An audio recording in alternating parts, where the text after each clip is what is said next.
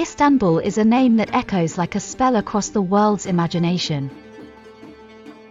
The only city that straddles two continents, where Europe and Asia meet, where West greets East, where past and future collide at every turn. Our journey today will take you to one of the most visited cities in the world. More than that, it will show you the reason for this preference. It was once called Byzantium, later Constantinople, and finally, Istanbul. But its soul was never confined to a single name. It has been the capital of empires, the stage of revolutions, the target of wars, and the haven of pilgrims. It is not merely a city, it is a living testimony to human history. And its stones, its minarets and columns, its domes and hidden fountains, tell tales that no library alone could contain. So, are you ready to go? The Greek roots of an empire yet to be. Byzantium. Before it became an empire, it was a trading post. Byzantium was founded in the 7th century BC by Greek settlers from Megara. Small, strategic, prosperous.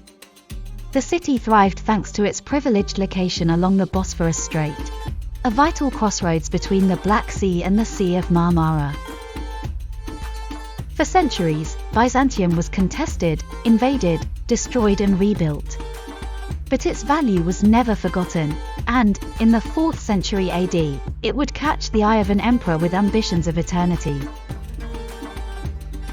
Long before golden domes and mighty empires rose here, there stood a rocky headland bathed by the Sea of Marmara.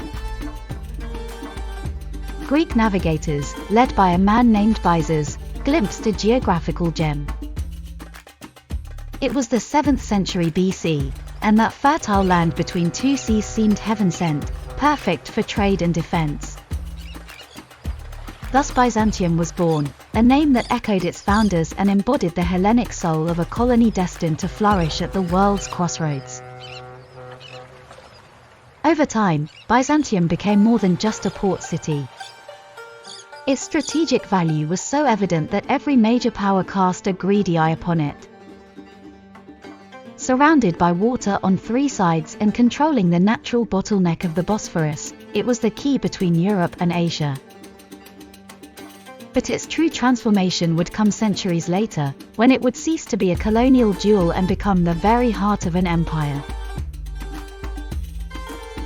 The New Rome, an emperor's dream, Constantinople.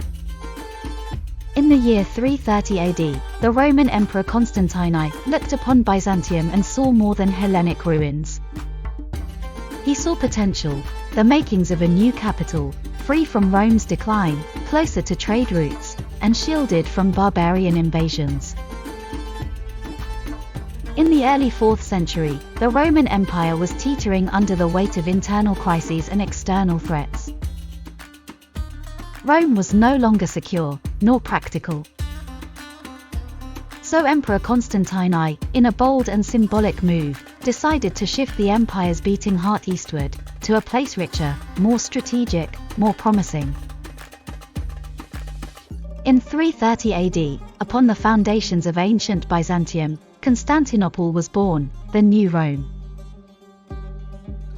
For over 1,000 years, Constantinople would stand as the center of the Byzantine Empire, the Christian continuation of Rome's legacy.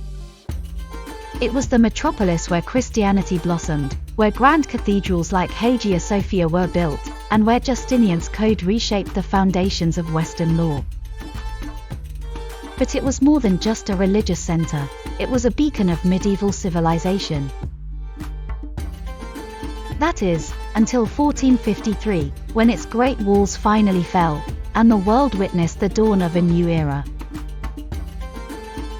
More than a capital, Constantinople was conceived as both a spiritual and military stronghold.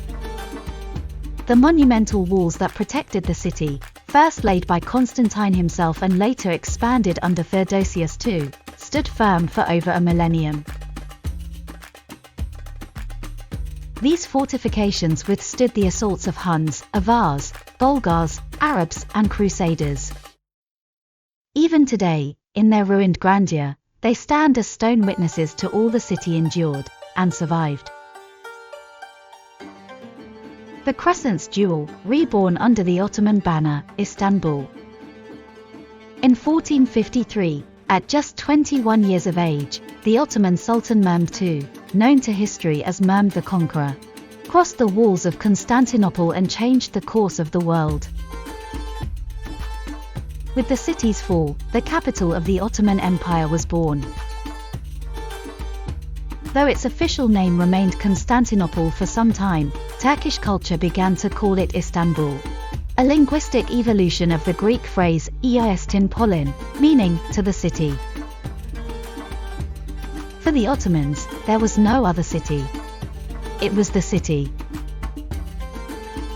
It wasn't until 1930, under the leadership of Mustafa Kemal Ataturk, founder of the Republic of Turkey, that the name Istanbul became official, marking the beginning of a new era, one of modernization and a deliberate break from the imperial past. Today, Istanbul is a vibrant metropolis, home to over 15 million people and a magnet for millions more each year. It's where coffee tastes like memory, and the call to prayer weaves through skyscrapers, mosques, and millennia-old ruins. A city that breathes history, yet lives firmly in the present. It is one of the most visited cities in the world. Just to let you know, in 2024 alone, the former capital of the Roman Empire welcomed more than 18 million tourists. And now let's dive into the history of the city, starting with the Hippodrome of Constantinople. The Hippodrome was originally built in 203 AD by the Roman Emperor Septimius Severus. Later, in the 4th century, Constantine the Great reconstructed and enlarged it. With a width of 120 meters and a length of 80, the Hippodrome had 40 rows of seating and could hold up to 100,000 spectators.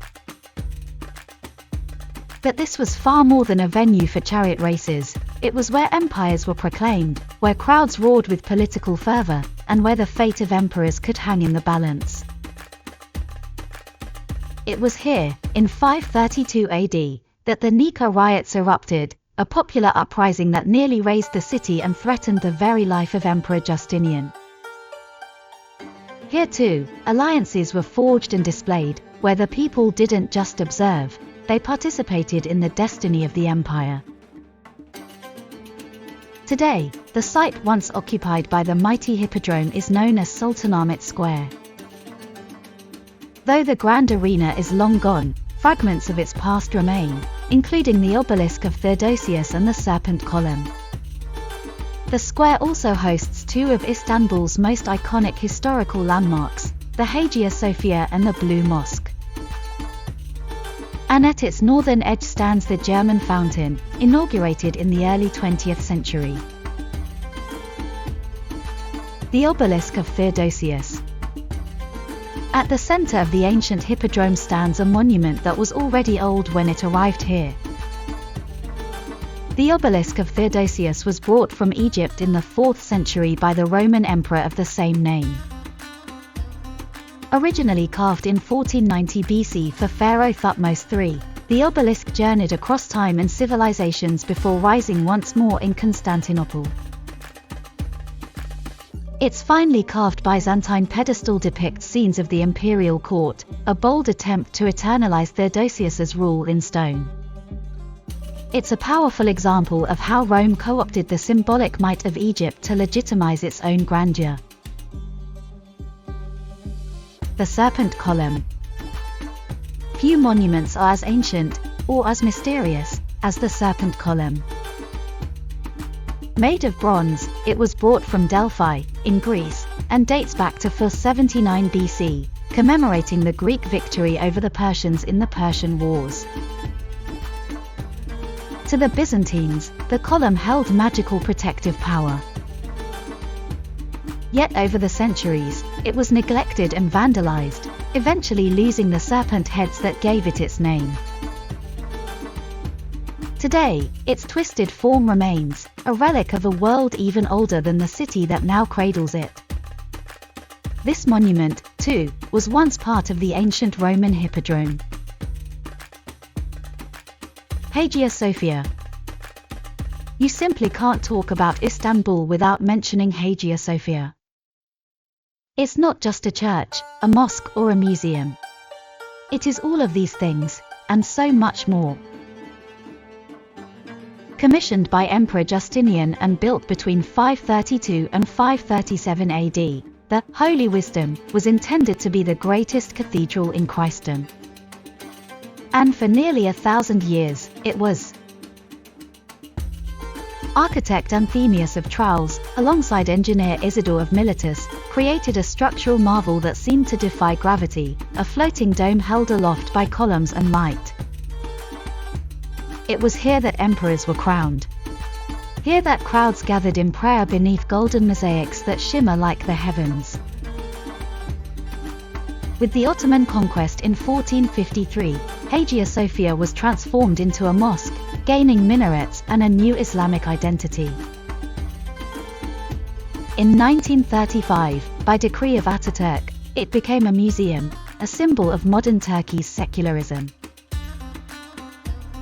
Then in 2020, it reverted to a mosque once more, though it remains open to all. On its walls, crosses and Arabic calligraphy coexist. In its essence, worlds converge. The Basilica Cistern, the submerged palace. Just beneath the city, in a damp and silent underworld, lies one of the most enigmatic structures of the Byzantine era. The Basilica Cistern. Built by Justinian in the 6th century, this colossal underground chamber stored water brought from miles away through Roman aqueducts. With 336 marble columns, many repurposed from ancient temples, the cistern served as a vital safeguard in times of siege. But it's not just the engineering that impresses. It's the mystery. At the back of the cistern, two Medusa head support columns, one tilted sideways, the other completely upside down. Why? No one knows for sure. Perhaps to ward off evil. Perhaps to remind us that even the gods were outlasted by time. The Great Cistern is located just 150 meters southwest of Hagia Sophia. Blue Mosque. Built to rival Hagia Sophia, and in many ways to converse with it, the Sultanahmet Mosque, known around the world as the Blue Mosque, stands as the most iconic example of Ottoman religious architecture. Completed in 1616, it was the vision of a young and ambitious sultan, designed by Sadefkar Mehmed Aa, a disciple of Mimar Sinan. Its name comes from the glow of over 20,000 Iznik tiles that line its interior, in shades of blue and green that turn natural light into a spiritual spectacle. It is also the only imperial mosque with 6 minarets, which at the time caused quite a stir, as it matched the number found at the mosque in Mecca. The solution. According to information, the Sultan donated an additional minaret to the sacred mosque in Mecca, preserving the celestial hierarchy. More than a monument of beauty, it represents the pinnacle of Ottoman artistry, a quest for harmony between grandeur and the divine. The German Fountain. Situated on the northern edge of the ancient hippodrome, the German fountain may appear to be just a decorative structure, but it carries the weight of international diplomacy and the dying breaths of 2 empires. It was a gift from German Emperor Wilhelm II to Sultan Abdülhamid II, inaugurated in 1901 to commemorate the Kaiser's visit to Istanbul. The gesture was deeply political. Germany sought closer ties with the Ottoman Empire and greater influence in the Middle East.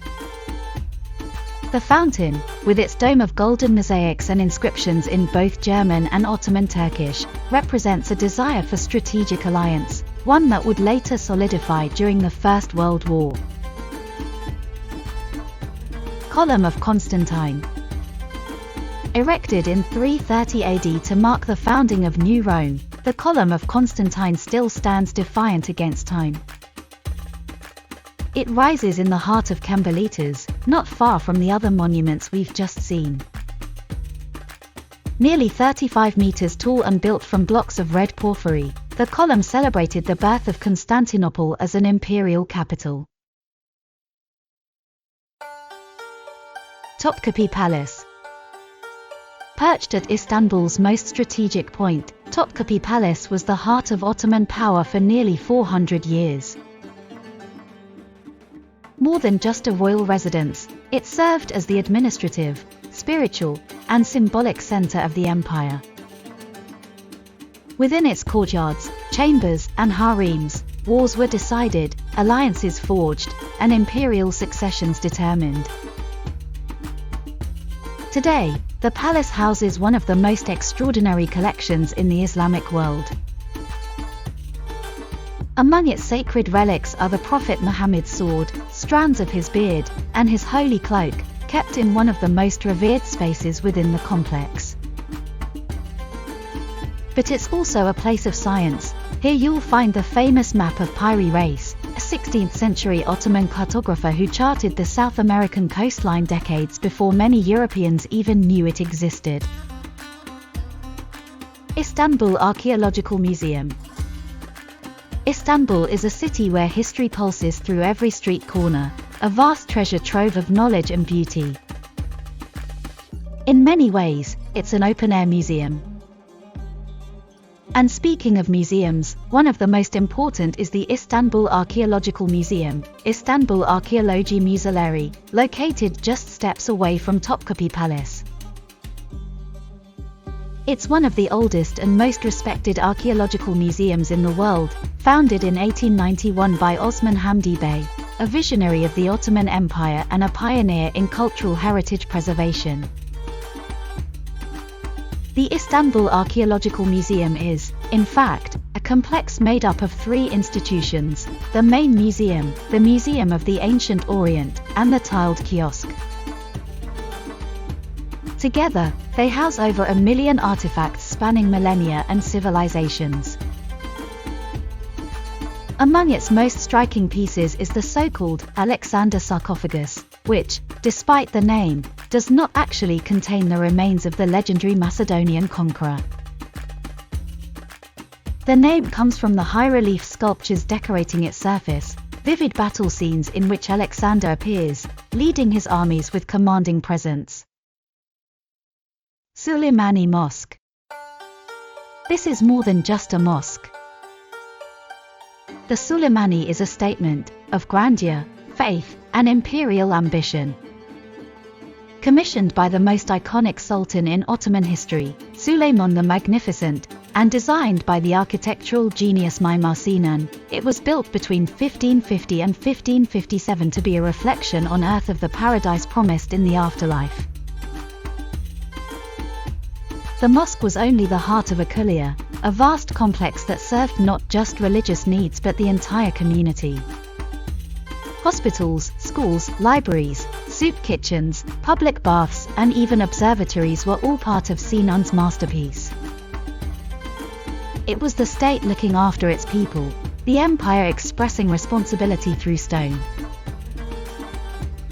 With perfect acoustics and sacred geometry, Sinan crafted a space where sound, light and spirit move in harmony. His tomb lies just nearby, beside that of his master, the Sultan. The Suleimani isn't just a mosque, it's a manifesto. It's where power meets devotion, where eternity brushes the earth. Istanbul is not merely a city, it is a poem, written in stone, in flowers, and in the mist over the Bosphorus. Among its mosques and palaces lie places where time seems to slow. These monuments, scattered across the city like fragments of a dream, are not ruins, they are chapters of a long and living story. And there is much more.